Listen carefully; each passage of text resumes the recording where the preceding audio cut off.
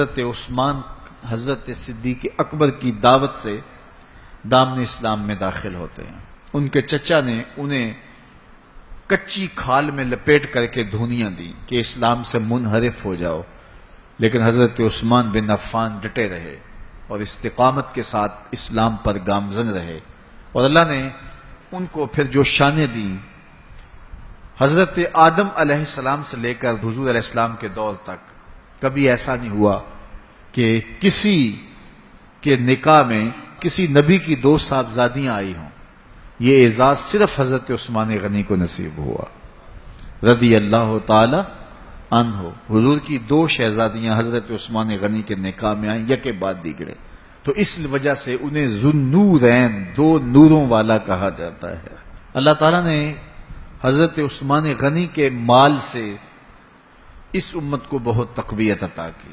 تحریک اسلام کے لیے جن لوگوں نے مالی وسائل پیش کیے، ان میں نمایاں نام حضرت سیدنا عثمان غنی رضی اللہ تعالی عنہ کا ہے۔ آقا کریم علیہ السلام کے کہنے پہ انہوں نے جتنی ضرورت پڑی اتنا مال پیش کر دیا۔ غزوہ تبوک کا موقع آیا تو حضور نے تحریص دلائی، تو انہوں نے کہا حضور میں 300 اونٹ پیش کرتا ہوں ما ساز و سامان کے، تو حضور نے پھر تحریص دلائی تو پھر کھڑے ہو گئے، پھر تحریص دلائی تو پھر کھڑے ہو گئے، اور جو حضور کہتے رہے وہ پیش کرتے رہے۔ بیر روما کی کہانی آئی، جب مدینہ المنورہ میں ہجرت کر کے آئے تو مسلمانوں کے لیے کوئی میٹھا پانی دستیاب نہیں تھا۔ قریب ترین باغ بیر روما تھا، ایک یہودی کی ملکیت تھا، وہ مہنگے داموں دیتا اور مسلمانوں کی مجبوری سے اور زیادہ فائدہ حاصل کرتا۔ غریب مسلمان تھے، گھر بار چھوڑ کے گئے تھے، پانی بھی مول کا خریدے اور وہ بھی مہنگے داموں، پھر یہودی کے نخرے اس پہ الگ۔ حضور نے فرمایا کوئی ہے جو مسلمانوں کے لیے پانی کا انتظام کرے؟ عثمان رضی اللہ تعالیٰ عنہ نے عرض کی حضور یہ ذمہ داری میری ٹھہری۔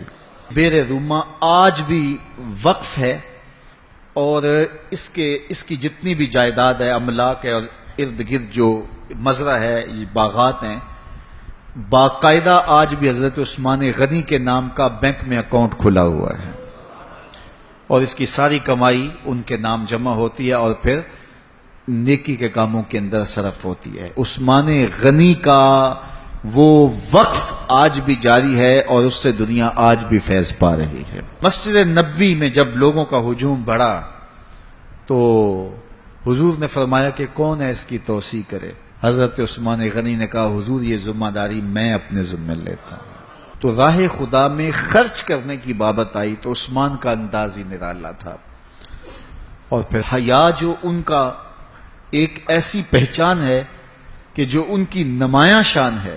حضرت عثمان غنی رضی اللہ تعالیٰ عنہ کا جب آخری وقت آیا تو آپ جانتے ان کا پانی بند کر دیا گیا تھا، مدینے پر بلوائیوں نے قبضہ کر لیا، اور 40 دن تک حضرت عثمان غنی پر پانی بند رہا، گھر میں محصور ہو گئے۔